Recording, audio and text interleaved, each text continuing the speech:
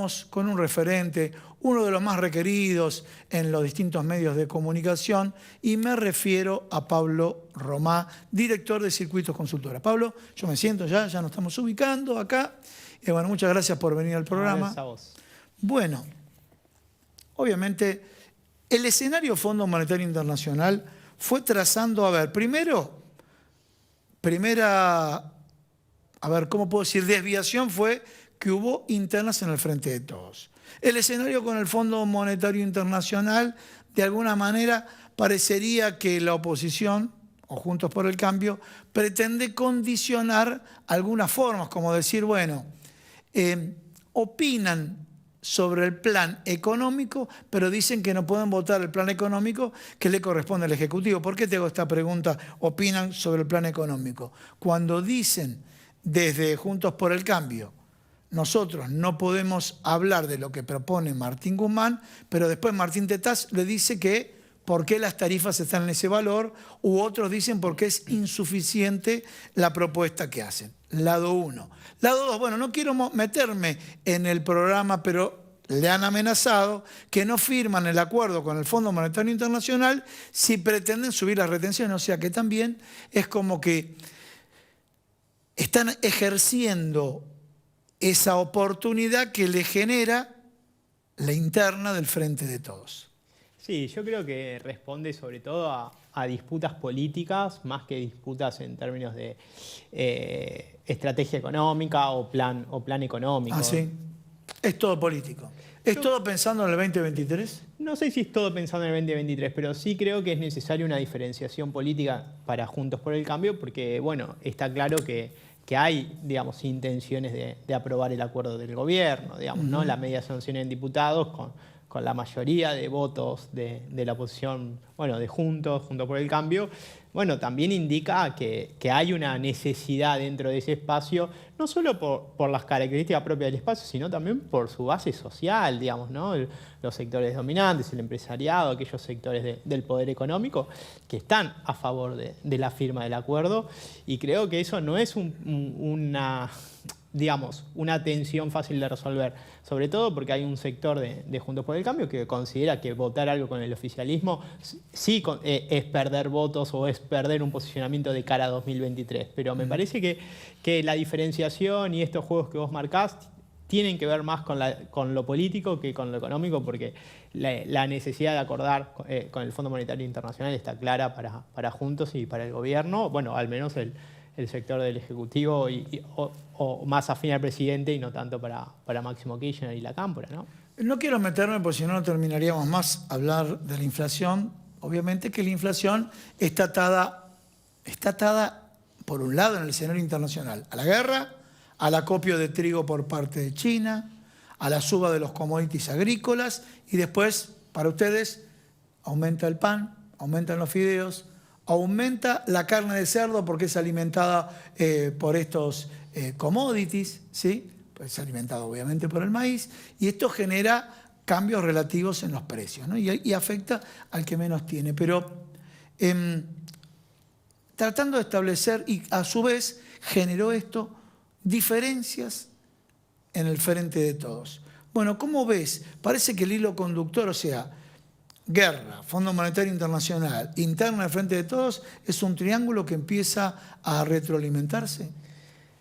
Sí, yo creo que puede ser que haya una relación más directa o entre esos tres aspectos, pero creo que el problema de la inflación es un problema que ya viene. No, ya es endémico, eso ya está claro. Nada más que está agravado, lo que quise plantear, está agravado, había una inflación proyectada que sumada al aumento reciente de combustible, que sumado al crecimiento que tuvieron algunos alimentos, como estoy hablando del pan, terrible, lo que aumentó los fideos. O sea, realmente esto está marcando que si no se toman medidas profundas por parte del gobierno, puede darse una disparada mayor, ¿no? Sí, yo creo que sí, o sea, que el gobierno necesita tomar medidas más profundas para contener la inflación.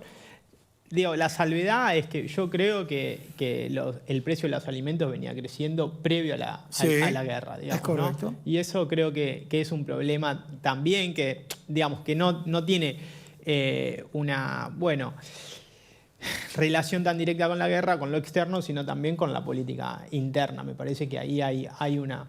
Bueno, o confluyen sí, ambas, hoy confluyen. según tu visión. Hoy confluyen y agravan un poco el O sea, problema. sin guerra tuvimos 50% de inflación, ¿sí? Esa es la realidad.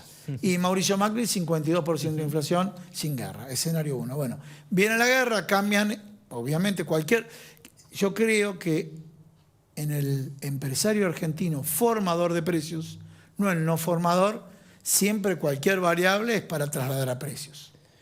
Sí, yo creo que hay toda una discusión y creo que las internas en el Frente de Todos también tienen que ver con eso, con el lugar que tiene el mercado interno y sobre todo, bueno, los bienes salarios, ¿no? Fundamentalmente, que son los que más aumentan, porque cuando vos hablas de ese 50%, el 52% de Macri, digamos, cuando vos empezás a descomponer, una de las variables que más aumenta tiene que ver con los bienes salarios, que tiene que ver con alimentos, con vestidos, digo, cuestiones que hacen a la vida digamos, fundamentalmente de las mayorías populares. Entonces me parece que ahí hay un problema que no está claro, que no se le encuentra la vuelta, que es necesario, que es urgente, digamos, ¿no? Que hace en la pospandemia mantiene esta idea de la desorganización de la vida, digamos, ¿no? De los cambios que no encuentran una estabilidad, digamos, ¿no? Una perspectiva a mediano plazo. Entonces retomé esa frase, no, disculpame la interrupción,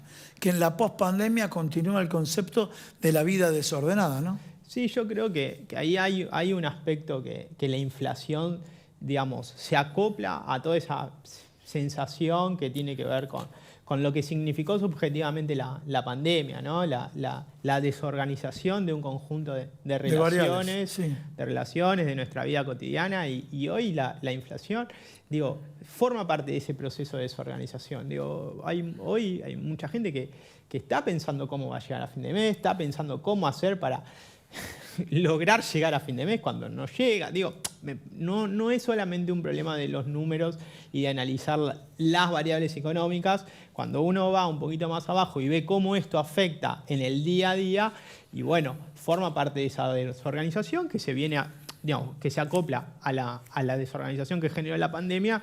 Y bueno, y es complejo socialmente, digamos, ¿no? Porque también un poco lo que vemos, ¿no? Esta necesidad de que las cosas, empiecen a tener cierta previsibilidad, ¿no?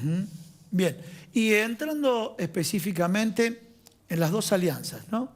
Y las internas de las dos alianzas, ¿cómo ves la fotografía hoy?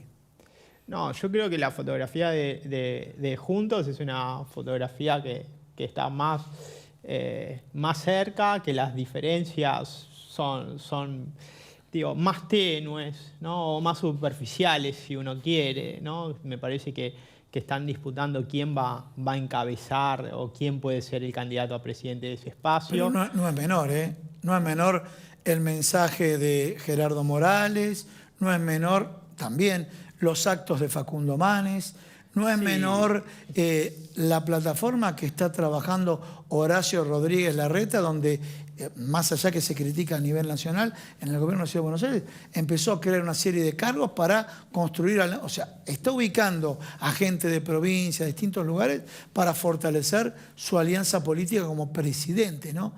¿Cómo ves eso? Sí, creo que es importante en términos de esa construcción y de que cada espacio intenta construir a su manera ese posicionamiento. Ahora, lo que no veo es una diferencia tan clara de proyecto o de estrategia económica. Me parece que no pasa por ahí la discusión, pasa por otro plano la discusión, como si pasa por el Frente de Todos, que la discusión en el Frente de Todos es una discusión sobre todo por el rumbo económico y el posicionamiento sobre determinadas variables que, dos básicas, ¿no? Que tienen que ver con mercado interno e ingresos.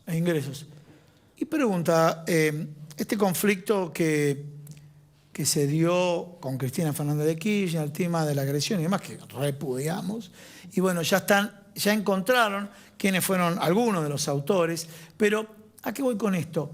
De alguna manera, en esta posición, Cristina Fernández de Kirchner, ¿no la ves que se presenta como siendo parte del gobierno y también de alguna manera expresando un sector de la oposición que no quiere el acuerdo con el Fondo Monetario Internacional?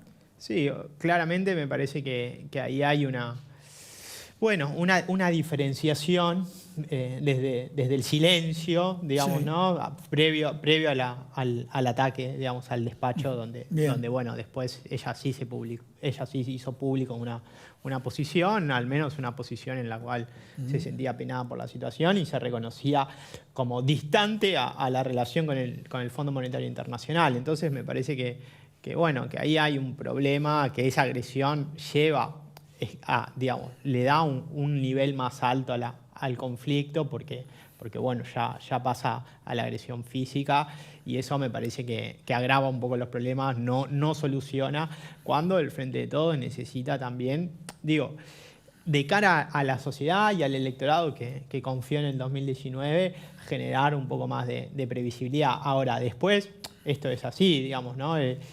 Hay cosas que no se pueden volver atrás y cuando hay distintas posiciones, bueno, a veces lo único que queda es agudizarlas.